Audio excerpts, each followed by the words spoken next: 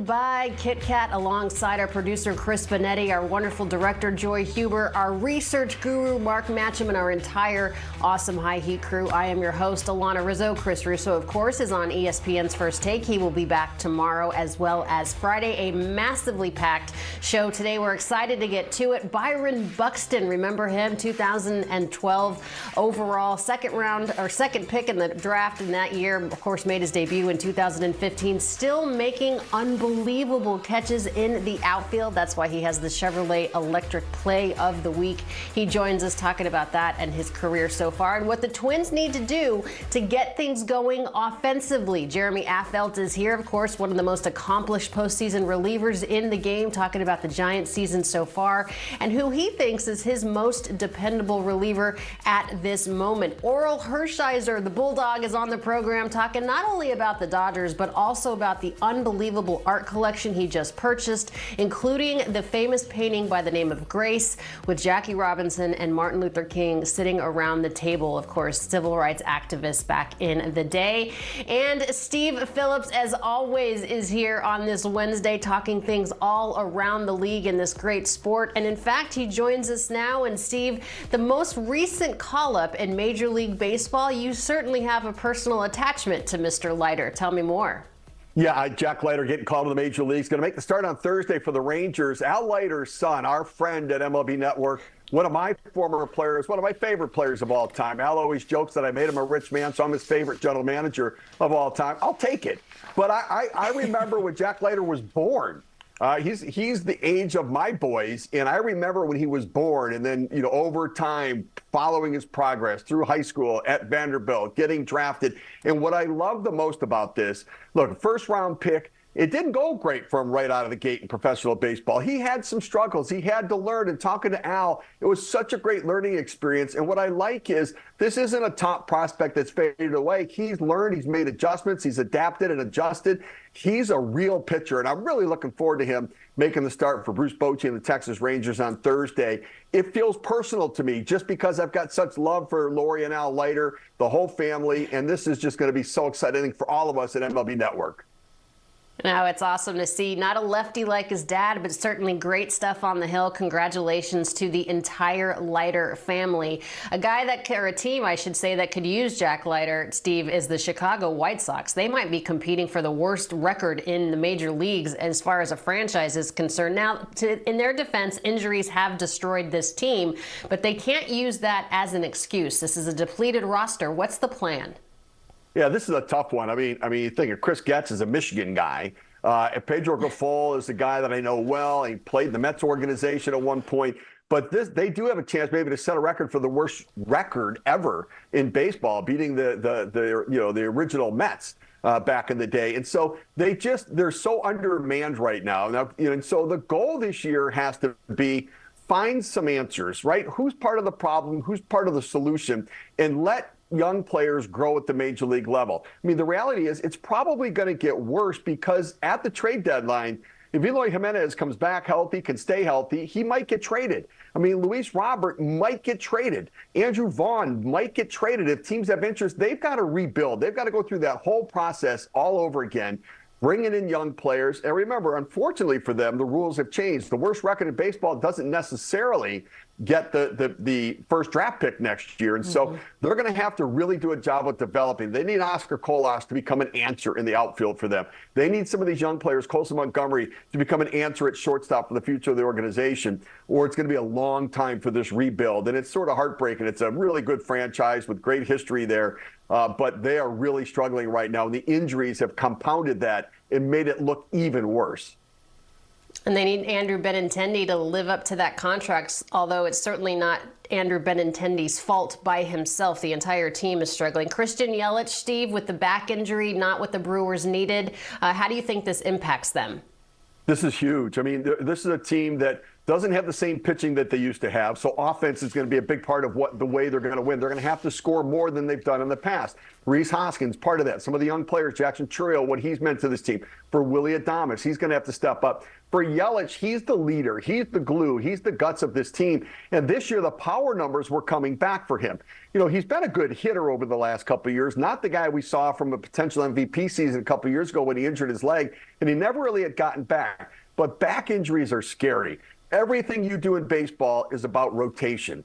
In the outfield, when you've got to make a break on the ball to your right or to your left. When you throw the ball, you've got to step and throw and rotate your body. When you swing, when you're running the bases, all of that. And so a back issue can really be something that if you don't knock it out, if you don't take your time and really help him heal, take the time to heal, it's going to come back on him. And he is so critical to this team. So they really can't afford to lose him right now, but they can't afford to rush him back either, because if it becomes catastrophic, if he misses months at a time, then this is a devastating blow to this team, because he is so important to their offense. That's a big part of their chances to win this year.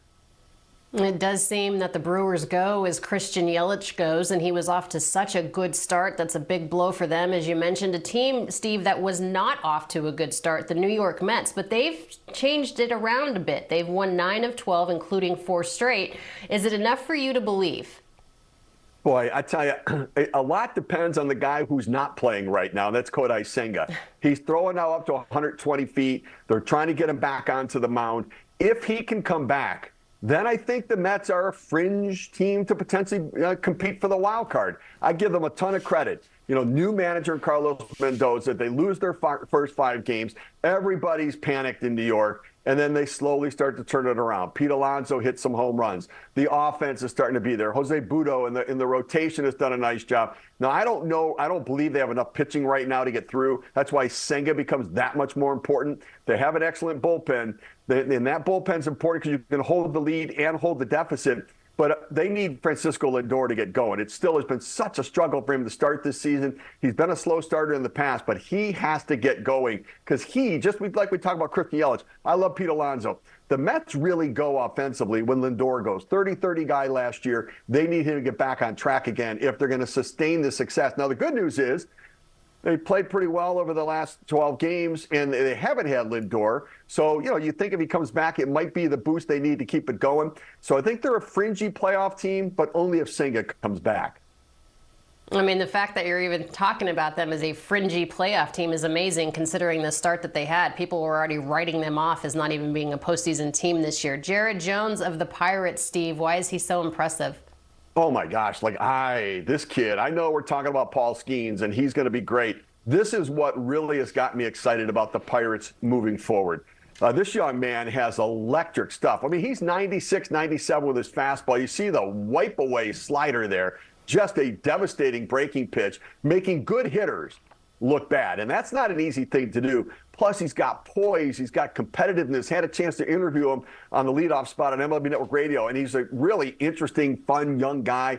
I really like him. And so you think about Mitch Keller and with Jared Jones and with Paul Skeens, and you start thinking, okay, Martin Perez, Marco Gonzalez, some of the other veterans there that maybe move to the back end. But Jared Jones is really a dynamic and top-flight young pitching prospect. You got to check him out next time he pitches. Yeah, it's been 10 years since a guy had 7 or more strikeouts in his first 4 starts, so he's definitely something to watch. Ranger Suarez has more experience than Jones, but I tell you what, he just shut out. He throws a shutout. Do the Phillies have the best rotation, Steve, in the National League East now that Spencer Strider is out for the year? I tell you, you could certainly look at it that way. I do. I think they've got the best rotation now. But Christopher Sanchez has made a big step forward this year, too. Another left-hander in that rotation. But for Ranger Suarez, throwing over 100 pitches. Remember, he's not throwing 160 innings in any season yet in his career.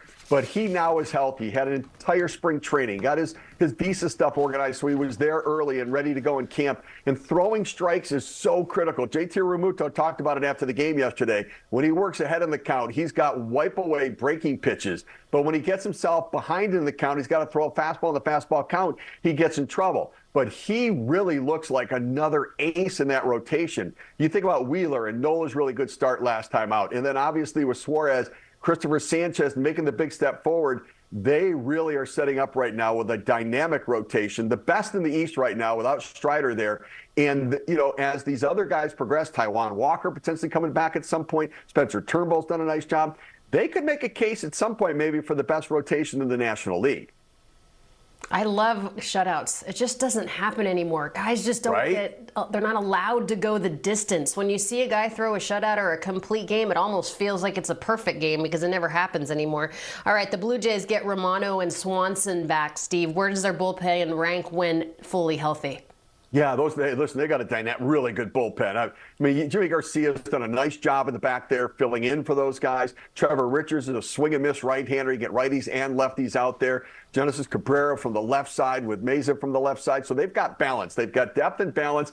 And remember, a good bullpen doesn't just hold the lead. It also holds the deficit to be able to allow the offense to come back and put up some runs. And they're going to need that sometimes because this offense takes some time during the course of a game. They don't easily make adjustments during a game. So if they fall behind early, they've got to do a good job. Now, the other thing that's been really good for Toronto and getting Swanson and Romano back is the starting pitching is now coming into form. Jose Barrios has been terrific. Yusei Kikuchi had a really good outing yesterday against the Yankees. Chris Bassett looks like himself after 3 poor starts to start the season. Now if Kevin Gausman can get on track with this bullpen in place, maybe they can get back to where they were because they're not going to outscore and outslug anybody.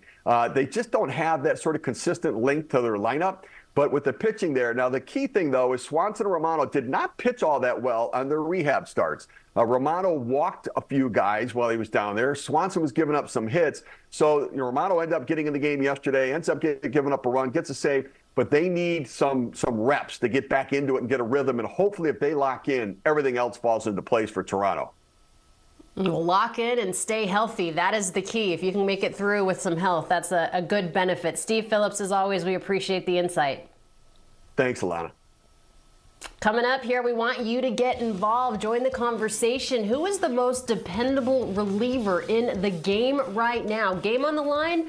Who do you want? Let us know. Maybe you'll be featured. Jeremy Athvelt knows a thing or two about the game on the line, one of the best postseason pitchers in the game, where he's going to be on the show too. And hopefully Pete Alonso, the National League Player of the Week, joining us on the show as well.